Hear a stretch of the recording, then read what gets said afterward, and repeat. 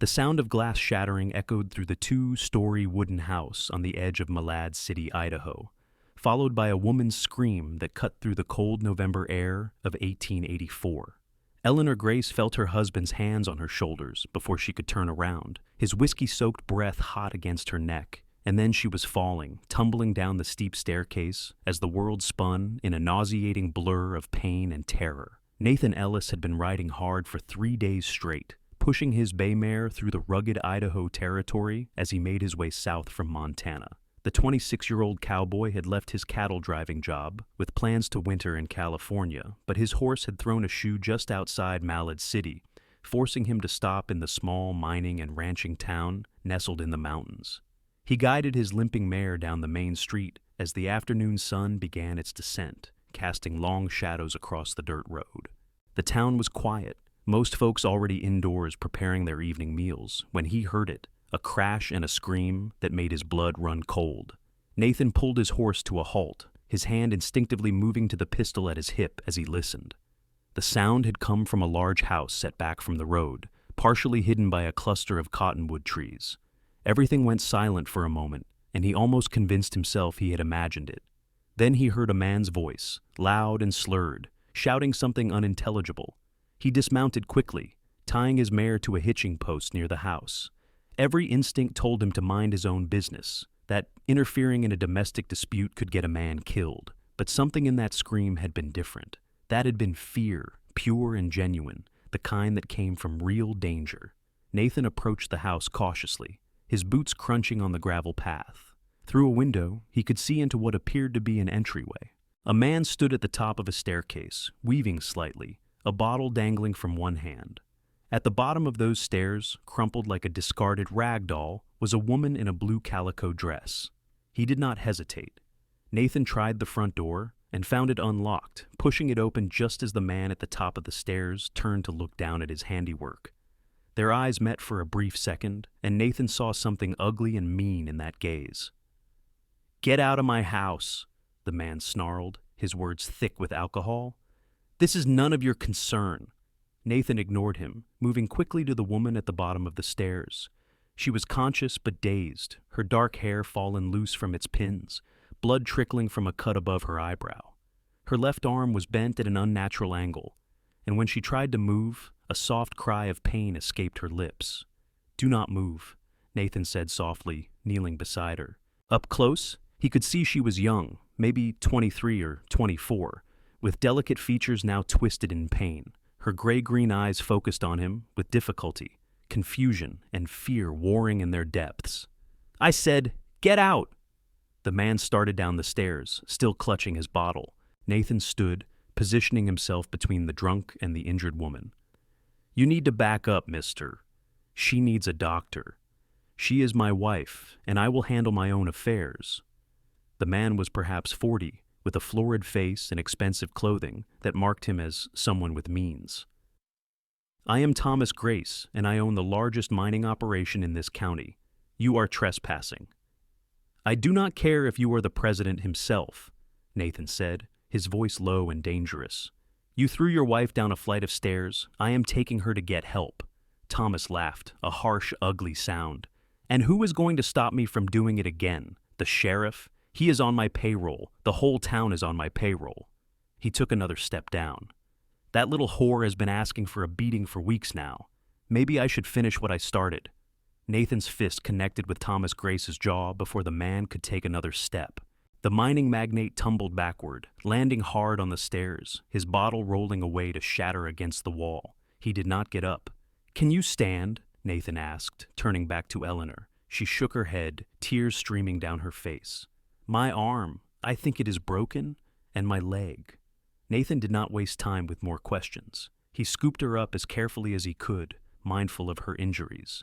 She was lighter than he expected, and up close he could see the purple shadows of old bruises on her neck, partially hidden by her collar.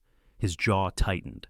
Eleanor gasped as he lifted her, fresh pain shooting through her battered body, but she found herself held against a broad chest, strong arms supporting her weight.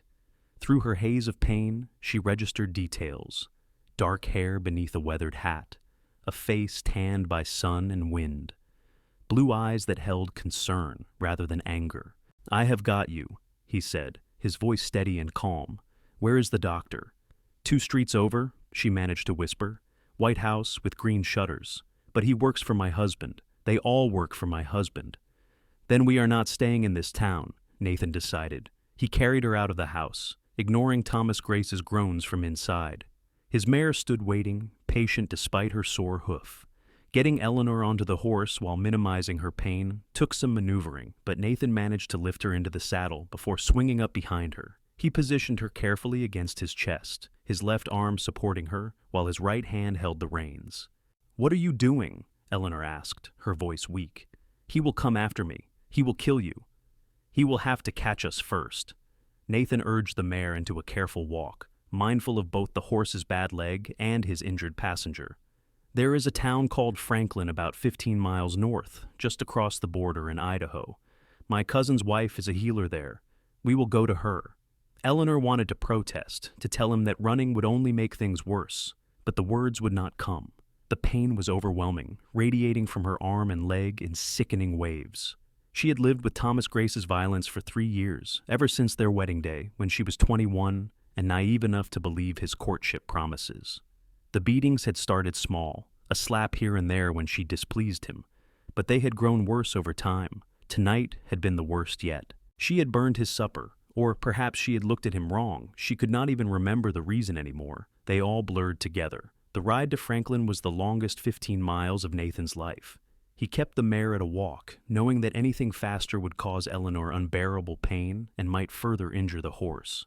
The November darkness fell quickly in the mountains, and soon they were traveling by moonlight, the cold seeping through their clothes. Eleanor drifted in and out of consciousness, her breathing shallow. Nathan talked to her when she was awake, asking her questions to keep her alert, learning fragments of her story. She had been born in Ohio, the only daughter of a merchant who had died when she was 19.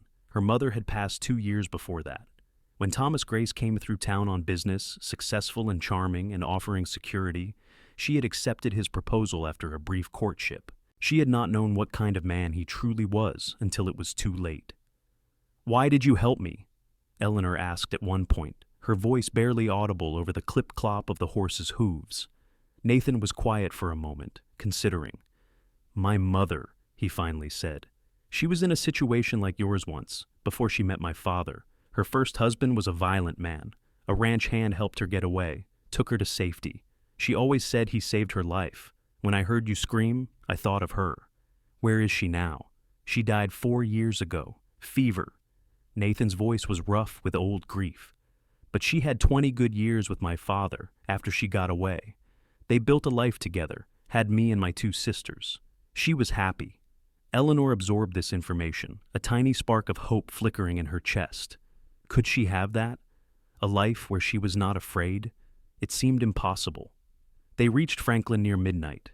The small town was dark and quiet, but Nathan knew exactly where he was going. He guided the mare to a modest house at the edge of town and dismounted carefully, then lifted Eleanor down. She bit back a cry as the movement jarred her injuries. Nathan carried her to the front door and knocked, not loudly, but persistently. After a few minutes, a lamp flickered to life inside, and the door opened to reveal a woman in her 30s, her blonde hair in a long braid, a shawl wrapped around her nightgown. "Nathan Ellis?" She blinked in surprise.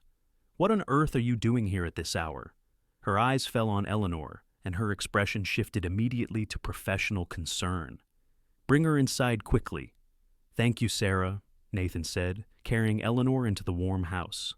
A man appeared from the bedroom, also in night clothes, his dark hair tousled from sleep. "Nathan, what is going on?" His cousin, Jacob, took in the scene with widening eyes. "This is Eleanor Grace. Her husband threw her down a flight of stairs. She needs help." Nathan laid Eleanor gently on the sofa near the fireplace. Sarah was already moving, lighting more lamps and gathering supplies. "Jacob, stoke the fire. Nathan, tell me what happened while I examine her." Over the next hour, while Nathan explained the situation, Sarah worked with practiced efficiency.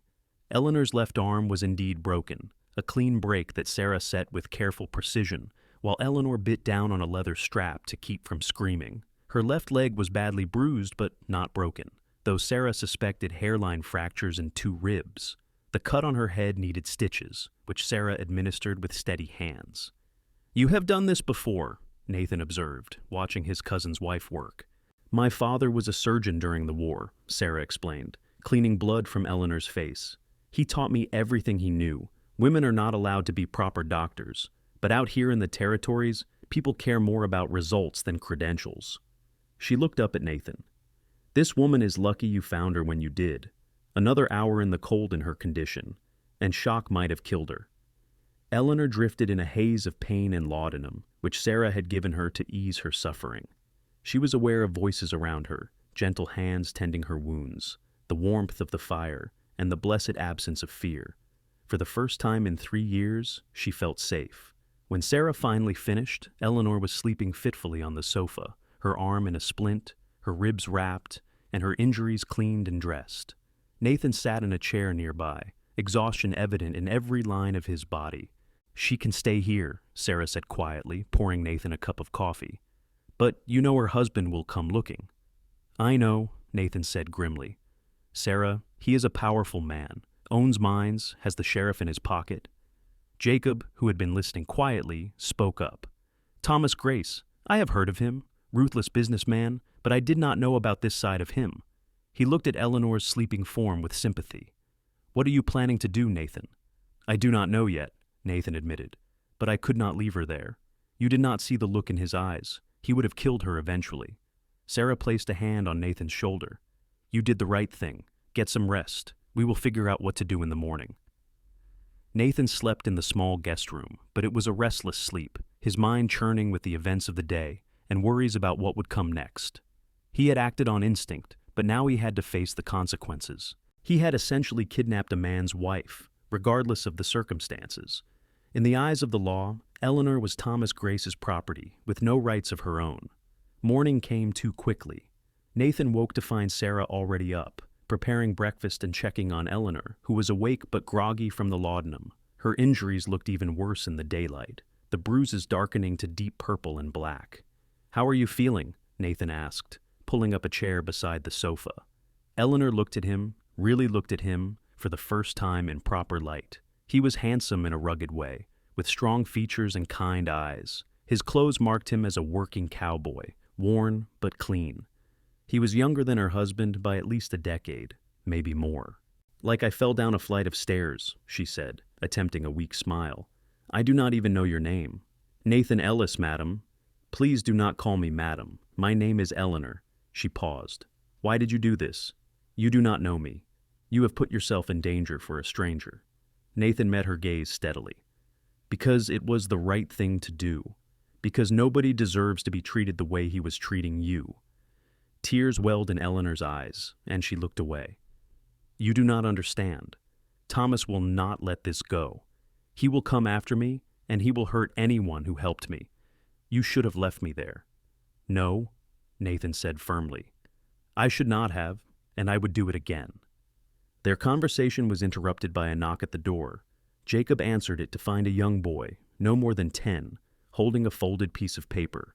"Message for Nathan Ellis," the boy said breathlessly. "Man paid me $1 to deliver it quick." Jacob took the paper and handed the boy a coin before closing the door. He unfolded it and read, his expression darkening. "Nathan, you need to see this." Nathan took the paper and read aloud. "You have something that belongs to me. Return my wife to Malad City by sundown tomorrow, or I will come get her myself, and I will see you hang for kidnapping. Thomas Grace." "He already found us," Eleanor whispered, her face going pale. "How did he know where to look?" "Small towns talk," Jacob said grimly.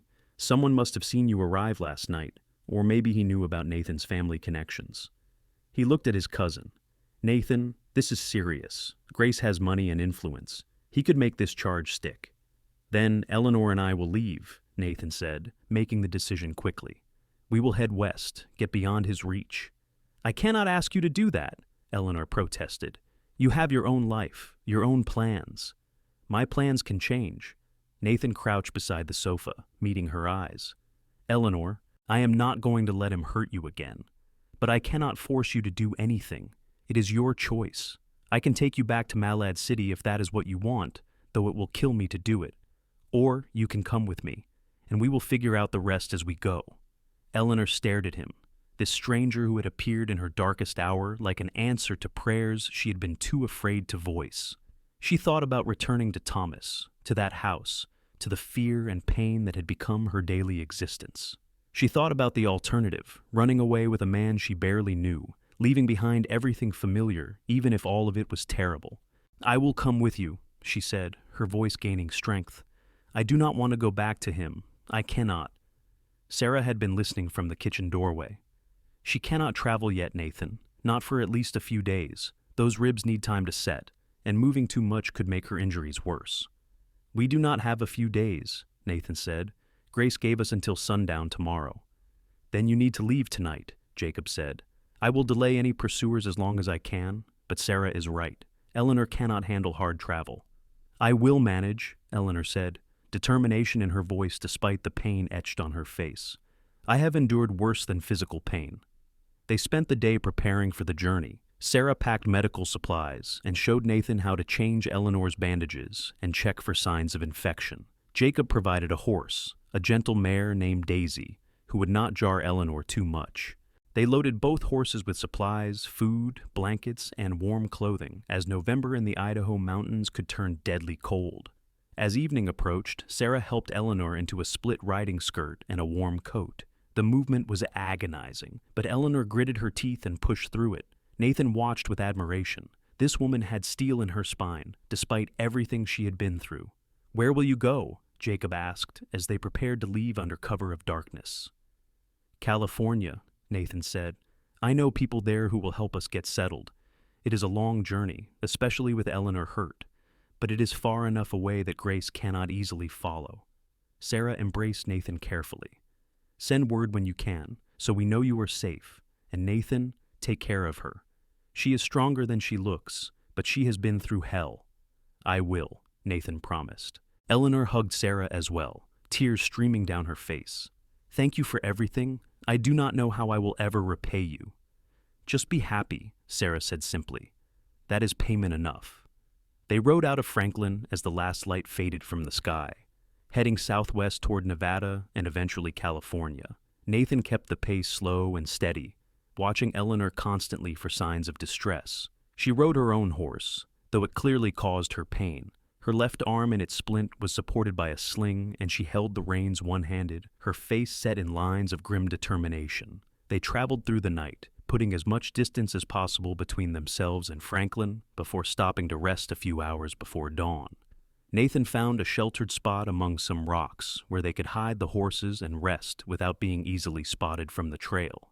"How are you holding up?" he asked as he helped Eleanor dismount.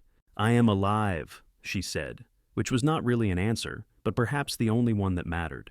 Nathan built a small fire, keeping it low and shielded by the rocks so the light would not be visible from a distance. He heated water and beans, simple food, but hot and filling. Eleanor ate mechanically, her movements stiff and painful. "Tell me about California," she said as they ate. "I have never been farther west than Ohio before I married Thomas." Nathan smiled, happy to provide a distraction from her pain. "It is beautiful country, mountains and valleys, and the weather is warmer than here. I worked on a ranch near Sacramento 2 years ago. The owner, Daniel Morrison, is a good man. He will give me work, and he will not ask too many questions." "And what about me?" Eleanor asked quietly. "What will I do in California? I am a married woman, legally bound to Thomas Grace. I have no money, no skills that anyone would pay for." "We will figure it out," Nathan said, with more confidence than he felt. "Maybe you can get a divorce." "On what grounds? Even if I could prove the abuse, which would be nearly impossible, I would be left destitute. Divorced women are pariahs, Nathan. No respectable person will associate with them." Eleanor's voice was bitter. "I have thought about leaving before, many times. But the law is not on my side. A wife is her husband's property, to do with as he sees fit." Nathan poked at the fire, frustration evident in his movements. "That is wrong. That whole system is wrong." "Wrong or not, it is the way things are." Eleanor pulled her coat tighter against the cold. "I am grateful for what you have done. Truly I am. But I do not want you to have false expectations about what my life can be." Then we will make new expectations, Nathan said stubbornly. I do not claim to have all the answers, Eleanor, but I do know that you deserve better than what you had. We will find a way. They slept for a few hours, taking turns keeping watch.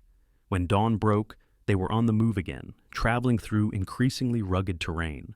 The journey was hard on both of them, but especially on Eleanor with her injuries. Yet, she never complained, never asked to turn back. Nathan found himself increasingly amazed by her strength. Over the following days, they fell into a rhythm. They traveled from before dawn until midday, rested during the hottest part of the day, then traveled again until after dark. Nathan hunted small game when he could, supplementing their supplies. He changed Eleanor's bandages every evening, checking for infection as Sarah had taught him. The injuries were healing cleanly, but the pain was still significant. During their rest periods, they talked. Nathan told Eleanor about his life, growing up on a ranch in Montana, losing his mother, his father's remarriage to a kind woman who never tried to replace his mother, but gave him 3 more siblings to look after. He talked about his years as a cowboy, driving cattle from Texas to Kansas, working ranches from Arizona to Wyoming. He had no home, not really, just a series of temporary places and seasonal work. Eleanor told him about her childhood in Ohio, happy until her mother died of influenza when Eleanor was 17. Her father had never recovered from the loss, dying of a broken heart 2 years later, or so the doctor had said. She had been alone and scared when Thomas Grace appeared, a successful businessman 15 years her senior, who promised her security and comfort. He was so charming during our courtship, she said, staring into their campfire. Flowers every week, beautiful compliments, promises of a good life. I thought I was lucky. My friends were all jealous. She laughed bitterly. The first time he hit me was on our wedding night. I had said something he disagreed with, some small thing I cannot even remember. He backhanded me across the face, then apologized and said it would never happen again. It happened again the next day, and the day after that. Nathan listened, his jaw tight with anger, not at her but at the man who had done this to her. Why did he throw you down the stairs that night? The potatoes were undercooked. Eleanor's voice was flat. Or maybe it was because I looked at him wrong, or breathed wrong. After a while, the reason stopped mattering. He just liked to hurt me. He will never touch you again, Nathan said fiercely. I promise you that. Eleanor looked at him in the firelight, this man who had upended his entire life to save hers. She felt something stirring in her chest, something she had not felt in years. Hope, perhaps, or the first fragile beginnings of trust. They had been traveling for nearly 2 weeks when they reached the Nevada border. Eleanor's injuries were slowly healing. The bruises had faded from purple to yellow-green, and she could move with less pain. The break in her arm would take longer, but Sarah had said it well, and Eleanor had full movement in her fingers. The landscape had changed from Idaho's mountains to Nevada's high desert, stark and beautiful in its own way. They stopped in a small town called Wells to resupply, and Nathan took a risk by asking if anyone had come through asking about them. The general store owner, a weathered man with shrewd eyes, looked them over carefully before answering. There was a man came through here 3 days ago, well-dressed fellow, had some hired guns with him, asking about a cowboy and a woman matching your descriptions. He paused. I told him I had not seen anyone like that, did not care for his attitude. Nathan's hand moved instinctively toward his gun. Is he still here? No, he headed south toward Elko, seemed to think you might be heading toward California through the southern route. The store owner smiled slightly. Good thing you were taking the northern route, is it not? Nathan caught the man's meaning and relaxed slightly. Yes, good thing. Thank you for your discretion. I do not care for men who chase after women, the store owner said bluntly. Especially when the women are running for good reason. You two take care now. They left Wells with fresh supplies and a renewed sense of urgency. Thomas Grace was hunting them, and he had hired men to help. That complicated things considerably. We need to move faster, Nathan said as they rode out of town. If he has men searching all the routes to California, it is only a matter of time before someone spots us. My arm is healing, Eleanor said. I can handle faster travel if we need to. They pushed harder, covering more ground each day. The weather grew colder as they climbed into the mountains again, and snow began to fall, light at first, but growing heavier. Nathan worried about the early winter weather, but he also knew the snow would help cover their tracks. They were camped in a grove of pine trees one evening, nearly 3 weeks into their journey, when Eleanor finally asked the question that had been weighing on her mind. "Nathan, what happens when we reach California? What are we to each other?" He looked up from the fire he was tending, surprised by the directness of the question. "What do you want us to be?" "That is not an answer," Eleanor said, frustration in her voice. "You have sacrificed everything to help me, your job, your plans, your safety. I am grateful, more grateful than I can express. But I do not know what you expect from me in return." Nathan set down the stick he had been using to poke the fire and moved to sit beside her on the log she occupied. "Eleanor, I do not expect anything from you. I helped you because it was right, not because I wanted something in return." "But people do not do that," Eleanor insisted. "People always want something. Thomas wanted a pretty wife he could control. What do you want?" "I want you to be safe," Nathan said quietly. "I want you to be free from fear. I want you to have a chance at happiness. That is all." He hesitated, then continued. "And if I am being completely honest, I have come to care about you these past weeks, more than I probably should. But that does not mean you owe me anything. When we get to California, if you want to go your own way, I will help you do that." Eleanor was quiet for a long moment, processing his words. She realized with some surprise that she believed him. In 3 weeks of constant companionship, often in difficult and uncomfortable circumstances, Nathan had never once tried to take advantage of her vulnerability. He had been unfailingly kind and respectful, treating her as an equal partner in their flight rather than a burden to be managed. "I have come to care about you too," she admitted softly. "I did not think I could feel this way again. Thomas broke something in me, made me afraid of men, of relationships, of everything. But you are different." "I am nothing special," Nathan said, but there was warmth in his voice. "Just a cowboy trying to do right." "You are more than that," Eleanor said, and she meant it. They sat together in comfortable silence, watching the fire burn down to embers. Something had shifted between them, an acknowledgement of feelings that had been building during their journey. Neither of them spoke of love, not yet, but the foundation was being laid. The next day they encountered their first real trouble. They were following a narrow mountain trail when 3 riders appeared ahead of them, blocking the path. Nathan recognized them immediately as hired guns, hard men with cold eyes and well-worn pistols. "Hold up there," the lead rider called. He was a tall man, with a scarred face and a voice like gravel. "We are looking for a couple folks, man and a woman, traveling together. You would not happen to have seen anyone like that, would you?" Nathan's hand moved slowly toward his gun, but he kept his voice casual. "That describes half the travelers in the territory. You will have to be more specific." "The woman would have injuries," another rider said. "Broken arm, maybe, pretty thing with dark hair. The man is a cowboy, probably riding a bay mare." Eleanor tensed beside Nathan. These were definitely Thomas's men, and they had good descriptions. Nathan calculated their chances. 3 against 1 were poor odds, especially with Eleanor to protect and no cover nearby. "Can't say we have seen anyone like that," Nathan said evenly. "We will be moving along now." "Not so fast," the scarred man urged his horse forward. "I think you are lying, friend. In fact, I think you are exactly who we are looking for. Thomas Grace is paying good money for his wife's return. We will be taking the lady with us." "She is not going anywhere with you," Nathan said, his voice dropping to a dangerous tone. The scarred man laughed. "And how do you figure to stop us? There are 3 of us and 1 of you." "Actually, there are 4 of us," a new voice called from the trees above the trail. Nathan looked up in surprise to see a man with a rifle trained on Grace's hired guns. "And I would advise you to ride on before anyone gets hurt." The hired guns looked around nervously, realizing they were now at a disadvantage. The man with the rifle was well positioned, with clear shots at all 3 of them. "This is not over," the scarred man said, but he pulled his horse around.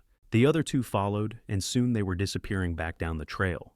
The man with the rifle climbed down from his perch, revealing himself to be a Native American, perhaps 30 years old, wearing a mix of traditional and white man's clothing. He slung his rifle over his shoulder and approached them with a friendly smile. "You 2 are stirring up quite a bit of interest," he said. "Those men have been prowling these mountains for days, bothering travelers."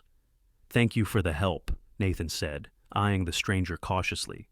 "We are in your debt." "No debt necessary. I do not like bullies, and those men are definitely bullies." He extended his hand. My name is James Running Deer. I scout for the Army occasionally, but mostly I live up in these mountains and mind my own business. Nathan shook his hand. Nathan Ellis. This is Eleanor Grace. James's eyes sharpened at the last name. Grace? That would be why those men are looking for you. Thomas Grace has put out a sizable reward for information leading to his wife's return.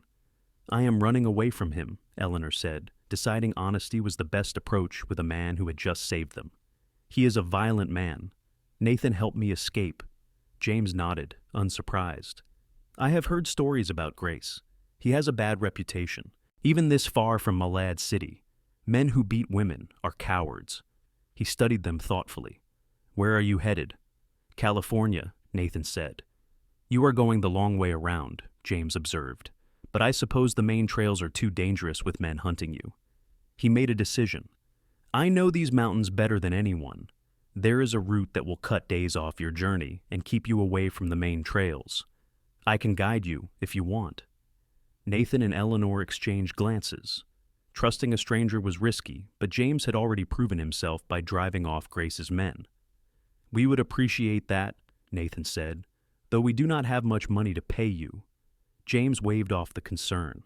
I do not want money. I am heading west anyway to visit family. The company will be welcome. With James as their guide, their journey changed significantly. He led them through mountain passes Nathan never would have found on his own, along trails that seemed to appear and disappear like magic. He was an excellent hunter, bringing in fresh meat regularly, and he knew which plants were edible and which were medicinal. He showed Eleanor herbs that would help her injuries heal faster, and made poultices that reduced the lingering pain in her ribs. James was also a font of information about the territory, telling stories around the campfire at night about the land and its history. He was Shoshone on his mother's side, and had grown up moving between the white and native worlds. He spoke 4 languages and had seen more of the West than most men twice his age. You two are an interesting pair, James said one evening as they camped beside a mountain stream. Most white cowboys would not risk their lives for a woman they did not know. My mother taught me to help people in need, Nathan said. She was in Eleanor's situation once. James nodded approvingly. Your mother was a wise woman. He looked at Eleanor. And you are brave to leave, even knowing what it might cost you. Many women stay because they are too afraid of what comes next. I was afraid, Eleanor admitted. I am still afraid sometimes. But I was more afraid of dying in that house. Fear is not a bad thing, James said. It keeps us alive. The trick is not letting it control us. He poked at the fire with a stick. Those men we ran into will report back to Grace. He will know you are heading toward California now. He might try to cut you off at the border. What do you suggest? Nathan asked. Go around, enter California from the north. It will add time to your journey, but it is safer. James pulled out a worn map and showed them the route. There is a settlement called Susanville. Small place, friendly people. You can resupply there and decide your next move. They followed James's advice, taking the northern route into California. The journey took another 2 weeks, through increasingly difficult terrain as winter set in properly. There were nights when they huddled together for warmth, all 3 of them, as snow fell heavy and temperatures dropped below freezing. During those long, cold nights, Nathan and Eleanor grew closer. They talked about everything and nothing, sharing stories from their pasts, discussing their hopes for the future. Nathan told her about his dream of having his own ranch someday, a small place where he could raise horses and cattle and build something permanent. Eleanor confessed that she had always wanted children, but Thomas had told her she was too stupid to be a mother, and she had eventually come to believe him.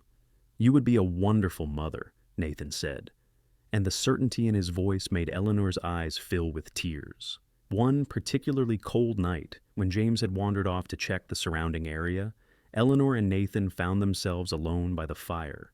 Eleanor was shivering, despite being wrapped in 2 blankets, and Nathan pulled her closer, sharing his warmth. Thank you, she murmured, leaning into his chest. For everything, for saving me, for bringing me this far, for believing in me when I did not believe in myself. You are the strongest person I have ever met, Nathan said softly. His hand came up to gently touch her face, tracing the line of her cheekbone. The bruises had long since faded, but he remembered how she had looked that first night, broken and terrified. Eleanor tilted her face up toward his, and their eyes met in the firelight. Slowly, giving her time to pull away if she wanted, Nathan leaned down and kissed her. It was gentle, tentative, asking rather than taking. Eleanor's good hand came up to rest on his chest, and she kissed him back with a mixture of hope and wonder. This was nothing like Thomas's brutal, possessive kisses. This was different, better, filled with respect and care. When they pulled apart, Eleanor was smiling, a real smile that reached her eyes. "I did not think I could feel this way again," she whispered. "Safe, happy." "You deserve to feel this way all the time," Nathan said, resting his forehead against hers. They heard James returning and pulled apart, but something fundamental had changed between them. They were no longer just fugitives traveling together. They were something more, something neither of them was quite ready to name, but both recognized. They reached Susanville in early December, nearly 6 weeks after fleeing Malad City. The small settlement was preparing for Christmas, and the sight of normal life, people going about their business without fear, made Eleanor's throat tight with emotion. James left them there, heading farther west to visit his mother's people for the winter. He embraced them both before he left. "You will be safe here," he said. "This is good country, and the people mind their own business." He looked at Nathan seriously. "Take care of her. She has been through enough." "I will," Nathan promised. "And Eleanor," James turned to her, "you are stronger than you know. Do not let your past define your future." Eleanor hugged him impulsively. "Thank you, James, for everything." After James left, Nathan and Eleanor found lodging at the town's small boarding house. The proprietor, a motherly woman named Mrs. Henderson, took one look at Eleanor's healing arm and clucked sympathetically. "You poor dear, traveling in this weather with an injury. You two must be exhausted." She showed them to adjoining rooms, making assumptions about their relationship that neither Nathan nor Eleanor corrected. It was easier to let people think what they wanted. Nathan found work quickly at a nearby ranch, just as he had predicted. The owner, a man named Samuel Porter, was short-handed for the winter and happy to hire an experienced cowboy. He offered Nathan room and board in the ranch bunkhouse, but Nathan declined, saying he wanted to stay in town. He did not say it was because he was not ready to leave Eleanor alone, even in a safe place. Eleanor, meanwhile, found herself at loose ends. Her arm was still healing, limiting what work she could do, and her status as a married woman, even one separated from her husband, complicated employment. Mrs. Henderson offered her a position helping around the boarding house in exchange for reduced rent, and Eleanor accepted gratefully. The work was simple, cooking and cleaning and helping with laundry, but it gave her purpose and allowed her to contribute. In Susanville, they began to build something resembling a normal life. Nathan worked at the ranch during the day and returned to town each evening. He and Eleanor had dinner together, sometimes at the boarding house and sometimes at the small restaurant on Main Street. They took walks around the town, talking and laughing, getting to know each other without the constant pressure of running. The people of Susanville were friendly but not nosy, accepting Nathan and Eleanor at face value. If anyone noticed that Eleanor wore a wedding ring, but Nathan did not, they kept their observations to themselves. In a frontier town, people's pasts were their own business. As Christmas approached, Eleanor found herself happier than she had been in years. The constant fear that had dogged her steps since marrying Thomas was fading, replaced by a cautious optimism. Nathan's steady presence in her life was like an anchor, something solid and reliable she could depend on. One evening in late December, as they walked through town looking at Christmas decorations, Nathan broached a subject they had both been avoiding. "Eleanor, we need to talk about the future, your future." Eleanor's stomach clenched with familiar anxiety. "What about it? You are still legally married to Thomas Grace. That is not going to change unless you do something about it." Nathan stopped walking and turned to face her. "I have been asking around discreetly. There is a lawyer in Sacramento who specializes in difficult cases. He has helped women get divorces before, even when the circumstances were not ideal." "Divorces cost money," Eleanor said quietly. "Money I do not have. I have been saving my wages. It is not much, but it is a start." Nathan took her hands, mindful of her still healing arm. "Eleanor, I want you to be truly free, not just running away, but legally free to make your own choices about your life." "And what if I choose you?" Eleanor asked, her voice barely above a whisper. "What if I want my choice to be you?" Nathan's breath caught. "I was hoping you might say that. Because I have fallen in love with you, Eleanor Grace. I did not plan it, did not expect it, but it happened anyway. You are brave and strong and kind, and I want to spend my life with you, if you will have me." Tears streamed down Eleanor's face, but for once they were happy tears. "I love you too. I did not think I could feel this way, not after Thomas, but you showed me that love does not have to hurt. It can heal instead." They kissed there on the street, heedless of any passers-by, pouring months of emotion and hope into that embrace. When they finally pulled apart, both were smiling. "So, we will go to Sacramento," Nathan said. "We will talk to this lawyer and see about getting you a divorce. It will not be easy and it might take a while, but we will do it right." "And then?" Eleanor asked. "And then, if you are willing, I would like to marry you, properly, legally, with no shadows hanging over us." Nathan grinned. "I know I am just a cowboy with no fancy house or fortune to offer. But I will work hard, and I will never raise a hand to you, and I will spend every day trying to make you happy." "You already make me happy," Eleanor said, kissing him again. "And I do not need a fancy house. I just need you." They spent Christmas in Susanville, and it was the best Christmas Eleanor could remember. Mrs. Henderson hosted a dinner for her boarders and several townspeople, and the boarding house was full of laughter and warmth. Nathan gave Eleanor a beautiful shawl he had bought from a local weaver, soft wool in shades of blue and green. Eleanor gave him a warm scarf she had knitted one-handed, painstakingly working on it in secret for weeks. In January, they traveled to Sacramento. The journey was much easier than their original flight from Idaho, traveling on established roads with no one pursuing them. Eleanor's arm had healed enough that Sarah's splint could come off, though it would be weak for a while longer and need care. The lawyer Nathan had heard about was named Charles Whitman, a serious man in his 50s who had a reputation for taking on cases other lawyers would not touch. He listened to Eleanor's story without interrupting, his expression grave. "This will not be simple," he said when she finished. "California law does allow for divorce on the grounds of extreme cruelty, but you will need to prove the abuse occurred. Do you have witnesses?" "Sarah Morrison in Franklin, Idaho," Eleanor said.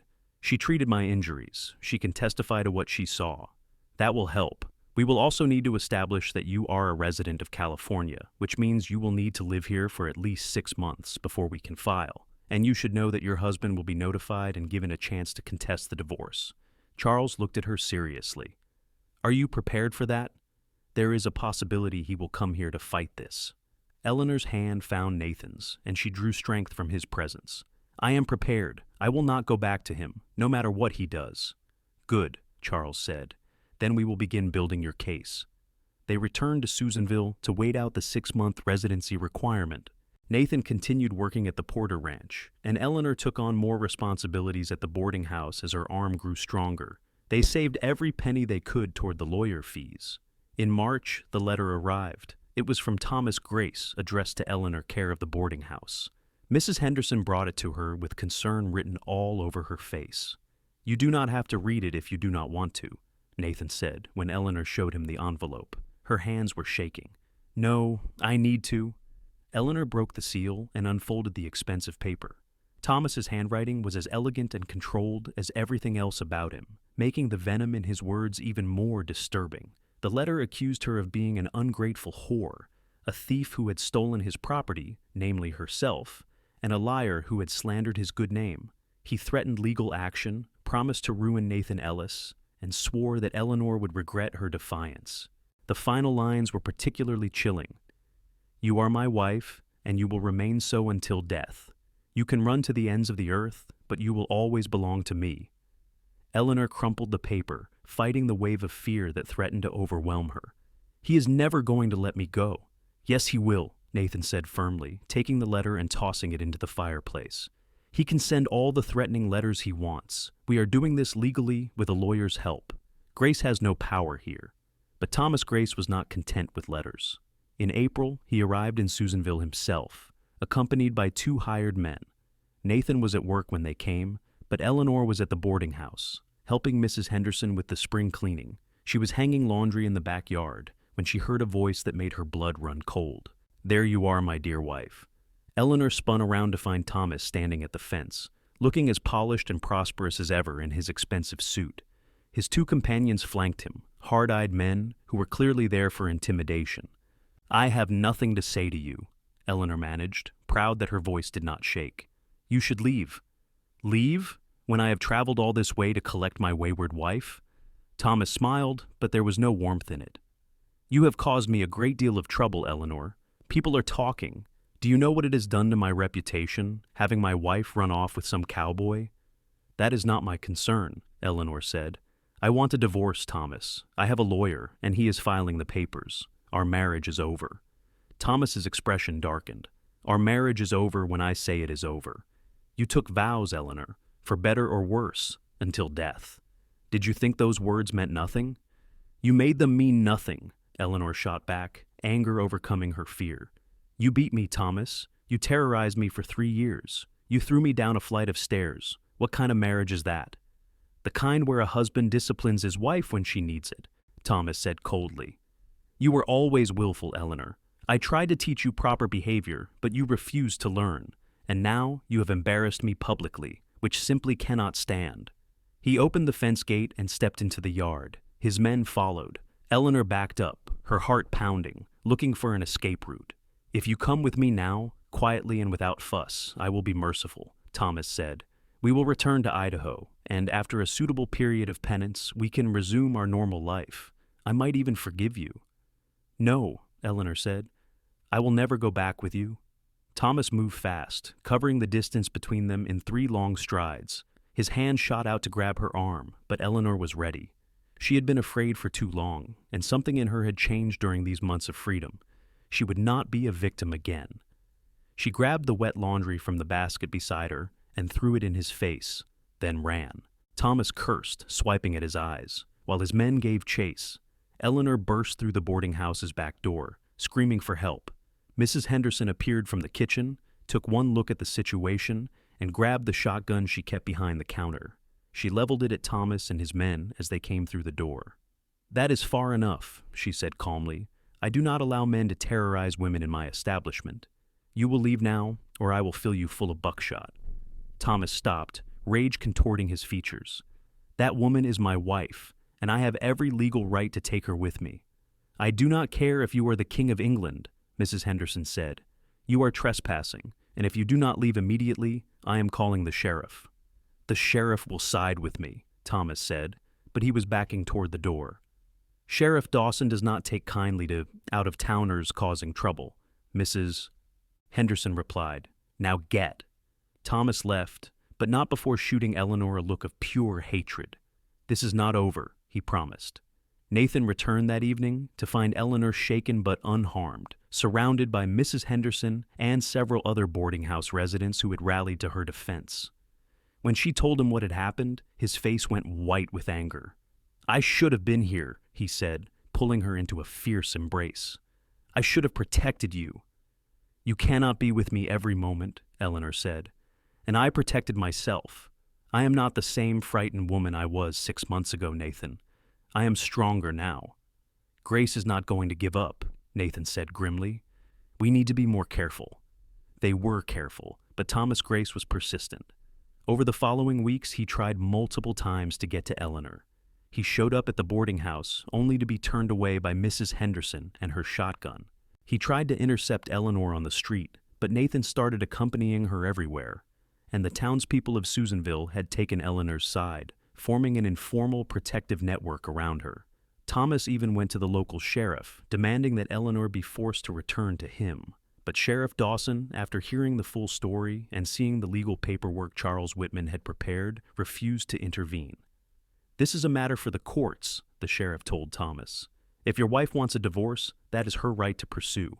I am not going to force any woman to return to a situation where she claims she was abused. Frustrated at every turn, Thomas finally resorted to his original plan, money. He started offering rewards for information about Eleanor and Nathan's activities, trying to find some leverage he could use. He approached Nathan's employer, offering to buy out his contract and force Nathan into unemployment. Samuel Porter refused, offended by the implication that his loyalty could be bought. In June, Charles Whitman filed the divorce papers. Thomas received notice and, as expected, contested it vehemently. He hired his own lawyers, expensive ones from San Francisco, and prepared to fight Eleanor's petition with everything he had. The hearing was set for August in the Sacramento courthouse. Nathan and Eleanor traveled there with Charles Whitman, prepared for a battle. Sarah Morrison had sent a detailed affidavit describing Eleanor's injuries and her professional opinion that they were consistent with abuse. Several Susanville residents had provided character references for Eleanor. Charles had built a solid case. The hearing was brutal. Thomas's lawyers attacked Eleanor's character, suggesting she was an unfaithful wife who had run away with her lover. They questioned her morals, her judgment, and her honesty. Thomas himself took the stand and portrayed Eleanor as an unstable, hysterical woman prone to clumsiness, who had injured herself through her own carelessness. But then it was Eleanor's turn. She took the stand, pale but composed, and told her story. She described 3 years of escalating violence, the fear that had permeated every moment of her life, the injuries she had sustained. She showed the judge her arm, which still bore the marks of where the bone had broken through the skin. She lifted her hair to show scars Thomas's ring had left on her scalp. She described in calm, factual detail the night Thomas had thrown her down the stairs and how Nathan had saved her life. Charles Whitman called Sarah Morrison, who had traveled from Idaho to testify in person. Sarah's medical expertise and detailed descriptions of Eleanor's injuries were damning. Thomas's lawyers tried to discredit her, but Sarah was unshakable, her professional credentials solid. The judge, a stern man in his 60s named Harold Brighton, listened to everything with an impassive expression. When all the testimony was concluded, he recessed to consider his decision. The wait was agonizing. Eleanor and Nathan sat in the hallway outside the courtroom, holding hands, preparing for disappointment. The law was rarely on the side of women in these situations, but when Judge Brighton returned, his expression was grave and his words were clear. Having considered all the evidence presented, I find sufficient grounds to grant the petition for divorce. Mrs. Eleanor Grace's testimony, corroborated by medical evidence and witness statements, presents a compelling case of extreme cruelty. The marriage between Eleanor Grace and Thomas Grace is hereby dissolved. Eleanor felt as if she could not breathe, free. She was actually free. Thomas exploded from his seat. "This is outrageous. You cannot do this. I have rights." "You forfeited those rights when you chose violence over love," Judge Brighton said coldly. "Your wife deserved protection, and you gave her only pain. This court will not force her to remain in that situation. Case closed." As they left the courthouse, Thomas tried one last time to reach Eleanor, shouting threats and accusations. But Nathan was there, solid and protective, and the bailiffs quickly escorted Thomas away. His hired lawyers melted into the crowd, their work finished, and suddenly Thomas Grace was alone with his rage and his failure. Eleanor stood on the courthouse steps, the sun warm on her face, and felt tears streaming down her cheeks. "I cannot believe it," she whispered. "I am actually free." Nathan wrapped his arms around her, holding her close. "You did it. You fought for yourself, and you won." "We won," Eleanor corrected, looking up at him. "I never could have done this without you." They returned to Susanville as a local legend. The story of Eleanor's escape and subsequent divorce spread through the small town, and she became something of a symbol for other women trapped in bad situations. Several women came to her quietly, asking how she had found the courage to leave, and Eleanor shared her story, always emphasizing that while the journey was hard, freedom was worth it. In September, on a beautiful autumn day with leaves turning gold in the mountains, Nathan and Eleanor were married in Susanville's small church. Mrs. Henderson helped Eleanor sew a simple but beautiful dress in cream-colored silk. Samuel Porter stood as Nathan's best man, and Sarah Morrison traveled from Idaho to stand with Eleanor. The whole town turned out for the celebration. When the pastor pronounced them husband and wife, Nathan kissed Eleanor with such tenderness and joy that half the congregation was in tears. This was what marriage should be, built on love and respect and mutual support, not fear and domination. They honeymooned at Samuel Porter's ranch, staying in the small cabin he offered them. For the first time, Eleanor experienced what intimacy could be when it was consensual and loving. Nathan was patient and gentle, always making sure she was comfortable, never pushing her beyond what she was ready for. It was a revelation, washing away years of trauma and replacing them with joy and connection. "I love you," Eleanor whispered in the darkness of their cabin, wrapped safely in Nathan's arms. "I never thought I could feel this way. So happy, so safe." I love you too, Nathan replied, kissing her forehead.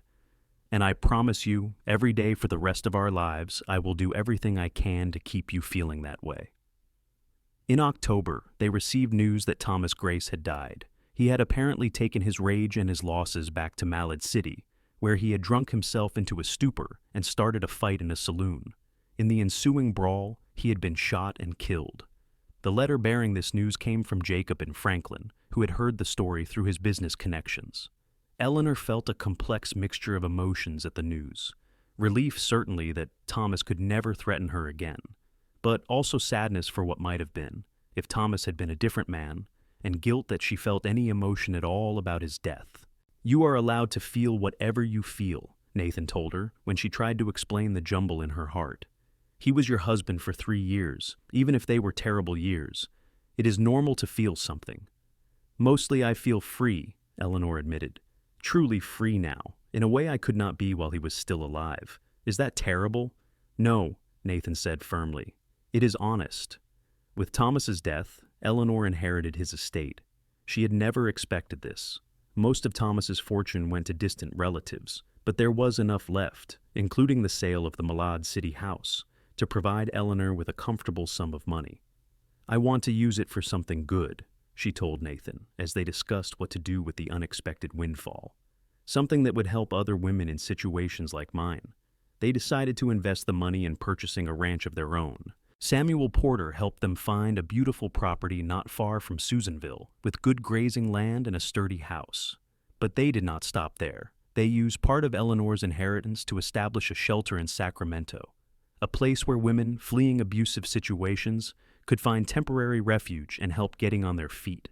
Charles Whitman agreed to provide pro bono legal services to women seeking divorces, and Sarah Morrison helped train local midwives and healers to recognize and document signs of abuse. Eleanor's house, as it came to be known, helped dozens of women over the years. Eleanor and Nathan visited regularly, and Eleanor always made time to talk to the women staying there, sharing her story and offering hope that escape was possible. On their ranch, which they named Hope Springs, Nathan and Eleanor built the life they had both dreamed of. Nathan raised horses and cattle, building a modest but successful operation. Eleanor kept the house and maintained an extensive garden, finding peace in nurturing growing things. They hired ranch hands and paid them fairly, creating a reputation as good employers. In the spring of 1886, Eleanor discovered she was pregnant. The news filled her with both joy and terror. Thomas had told her so many times that she would be a terrible mother that the fear was deeply ingrained. But Nathan's steady confidence and love helped her believe in herself. Their first child, a boy they named Samuel after Samuel Porter, who had given Nathan his first real job in California, was born that November. Eleanor's labor was long and difficult, but Sarah Morrison was there to help, and when Eleanor finally held her son in her arms, she wept with relief and overwhelming love. "He is perfect," Nathan whispered, looking down at his son with wonder in his eyes. "You did so well, Eleanor. You are amazing." Samuel was followed 2 years later by a daughter they named Sarah, after the woman who had saved Eleanor's life, and continued to be a dear friend. Then came another son, James, named for James Running Deer, who had guided them through the mountains. Their last child, another daughter born in 1892, they named Hope, for the hope that had sustained them through the darkest times. The Ellis Ranch became known throughout the region as a warm, welcoming place. Eleanor and Nathan's children grew up surrounded by love and laughter, learning from their parents' example that strength and kindness were not opposites but complements. They knew their mother's story, told in age-appropriate ways as they grew, and they understood that their father was a hero who had chosen love over convenience. On their 10th wedding anniversary, Nathan and Eleanor sat on the porch of their ranch house, watching the sunset paint the mountains gold and purple. Their 4 children were playing in the yard, their laughter carrying on the evening breeze. "Did you ever imagine this?" Eleanor asked, leaning against Nathan's shoulder. "When you carried me away from that house in Malad City, did you think we would end up here?" Nathan smiled, his arm tightening around her. "I hoped. I did not know what would happen, but I hoped that somehow we would find happiness together." He kissed the top of her head. "You have exceeded every hope I had, Eleanor. You are an amazing wife, a wonderful mother, and the love of my life." "You saved me," Eleanor said softly. In every way a person can be saved. You gave me my life back." "No," Nathan corrected gently. "I gave you an opportunity, but you saved yourself. You were the one who chose to fight, to leave, to build something new. I was just lucky enough to be there." They sat in comfortable silence, watching their children play and counting their blessings. The road from that November night in 1884 had been long and difficult, marked by pain and fear and uncertainty. But it had led them here, to this place of peace and love and family. Eleanor thought back to that terrified woman at the bottom of the stairs, broken and hopeless, and could barely recognize herself. That woman had been a victim, defined by her suffering. The woman Eleanor had become was a survivor, defined by her strength and resilience. She had fought for her freedom and won. She had found love that healed rather than harmed. She had built a life worth living. As the stars began to appear in the darkening sky, little Hope ran up to the porch, her dark curls bouncing. "Mama, tell us a story." Eleanor smiled, gathering her youngest daughter onto her lap. The other children came running, clustering around their parents as they always did for bedtime stories. "What kind of story do you want?" Eleanor asked. "A happy one," Sarah said, "with a princess and a brave knight." Nathan laughed. "I think I know a story like that. It is about a cowboy who found a woman who needed help, and they went on a great adventure together." "Did they fall in love?" Samuel asked, already knowing the answer, but wanting to hear it anyway. "They did," Eleanor confirmed, smiling at her husband. "They fell in love, and they lived happily ever after." "Just like in real life," little James said wisely, making the adults laugh. "Just like in real life," Nathan agreed. As Eleanor told her children a gentler version of their parents' story, leaving out the darkest parts for now, she reflected on how far she had come. The scars from Thomas's abuse would never fully disappear. She still sometimes woke from nightmares, still flinched at sudden movements, still carried the weight of those years. But those scars no longer defined her. They were simply part of her story, proof of what she had survived and overcome. The years continued to pass in contentment. The children grew, each one inheriting their parents' strength and kindness in different measures. Samuel became a veterinarian, his gentle way with animals a reflection of how he had been raised. Sarah became a teacher, passionate about educating young women. James took over the ranch, loving the land and the work as much as his father did. And Hope, their youngest, became a lawyer, inspired by Charles Whitman's work and determined to help women like her mother had been helped. Eleanor's house in Sacramento continued to operate, eventually expanding to include job training and education for women seeking independence. The shelter became a model for similar programs across California and beyond. Eleanor visited regularly well into her later years, her story continuing to inspire women to seek freedom from abuse. Nathan and Eleanor celebrated their 25th anniversary, surrounded by children and grandchildren, their ranch prosperous and their love as strong as ever. Friends came from miles around to celebrate with them, including Sarah and Jacob Morrison, who had remained close friends over the decades. "I still remember the night Nathan brought you to our door," Sarah said, embracing Eleanor. "You were so hurt, so scared. I hoped you would find happiness, but I never imagined you would create all this." She gestured to the ranch, the family, the life Eleanor and Nathan had built. "Neither did I," Eleanor admitted. "But Nathan taught me that happiness was possible. He showed me what real love looks like." Nathan, overhearing, came to wrap his arms around his wife. "You were always strong enough for happiness, Eleanor. You just needed the chance to realize it." Their 30th anniversary found them empty nesters, with all 4 children grown and moved into their own homes, though none had gone far. The ranch house was quieter now, but the quiet was peaceful rather than lonely. Nathan and Eleanor spent their days working the ranch at a more leisurely pace, taking long rides through the property and enjoying the simple pleasure of each other's company. "Do you have any regrets?" Eleanor asked one evening as they sat together on the porch, watching another beautiful sunset. Nathan considered the question carefully. "I regret that I could not protect you from those first 3 years with Grace. I regret that you had to suffer before we found each other, but I do not regret a single moment of our life together. Every day with you has been a gift." "Even the hard days," Eleanor teased gently. "The years when we were struggling to establish the ranch, the nights we sat up with sick children, the worries about money and weather, and all the things that go wrong on a ranch? Especially those days, Nathan said seriously. Because we faced them together. Because every challenge we overcame made us stronger. Because even in the difficult times, I had you by my side, and that made everything bearable. Eleanor reached for his hand, their fingers intertwining with the ease of decades of practice.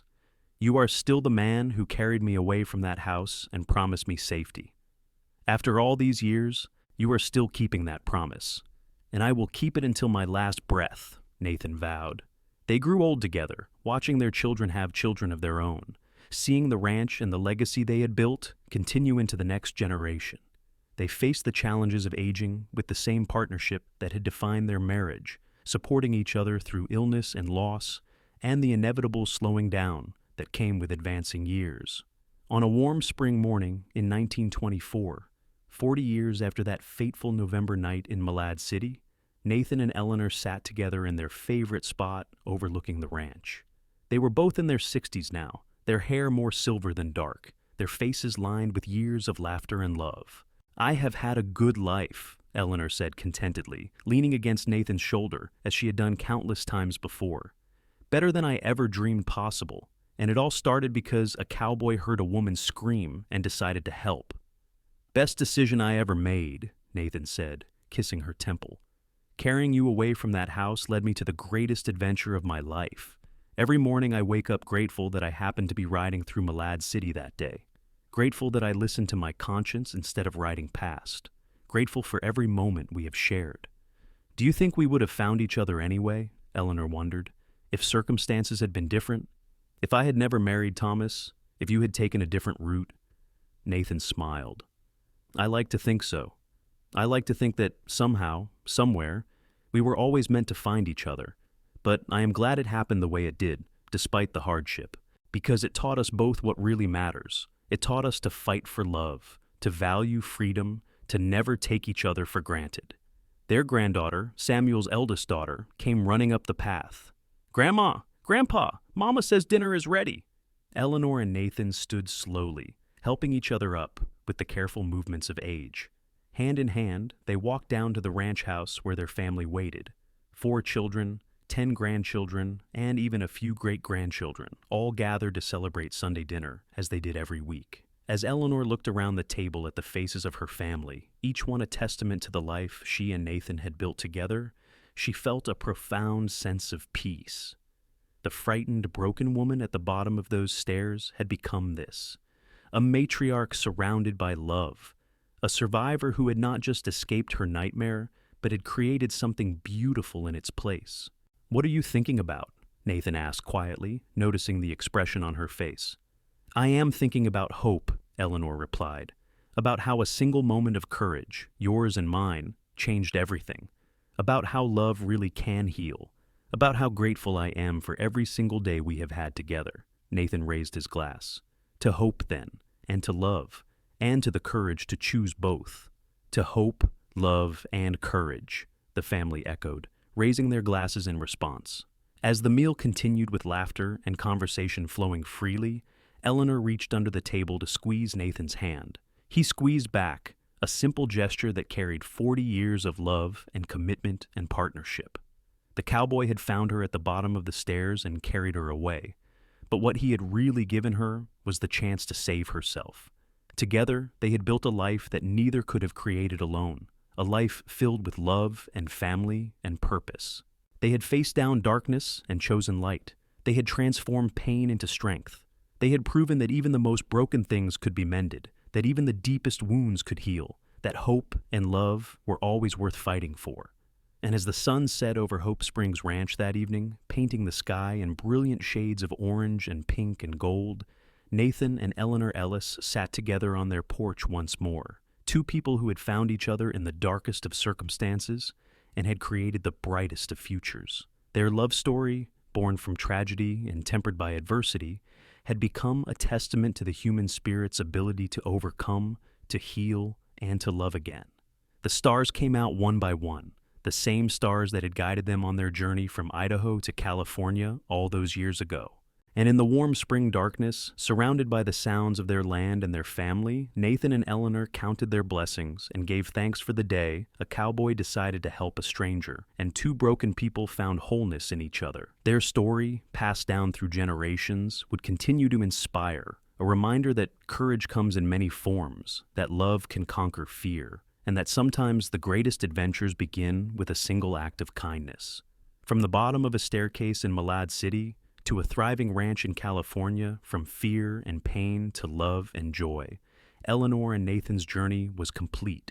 Their happily ever after fully realized. Their love story written in the lives they touched and the family they created. And if you were to ask either of them, in those final golden years, what they would change about their story, the answer would be nothing. Every hardship had taught them something. Every challenge had strengthened them. Every moment of pain had made the joy that much sweeter. They had lived, truly lived, and they had loved deeply and completely. As Nathan and Eleanor drifted off to sleep that night, wrapped in each other's arms as they had been for 4 decades, their last conscious thoughts were of gratitude. Gratitude for that November night in 1884 when their paths crossed. Gratitude for the courage to choose love over fear. Gratitude for every day they had been given together. Gratitude for a life well lived, a love well earned, and a future that would carry their legacy forward through the generations to come. The story of the cowboy who found a woman at the bottom of the stairs and carried her away to freedom and love would be told and retold, a testament to the power of compassion, the strength of the human spirit, and the transformative nature of true love. And in the telling, it would inspire others to be brave, to choose hope, and to believe that no matter how dark the night, dawn always comes for those who keep moving forward. Their story was complete, their ending was happy, and their love would echo through time as a reminder that some fairy tales, the very best ones, are built not on magic, but on courage, kindness, and the simple choice to care for another human being in their moment of greatest need. And sometimes, just sometimes, that choice leads to forever,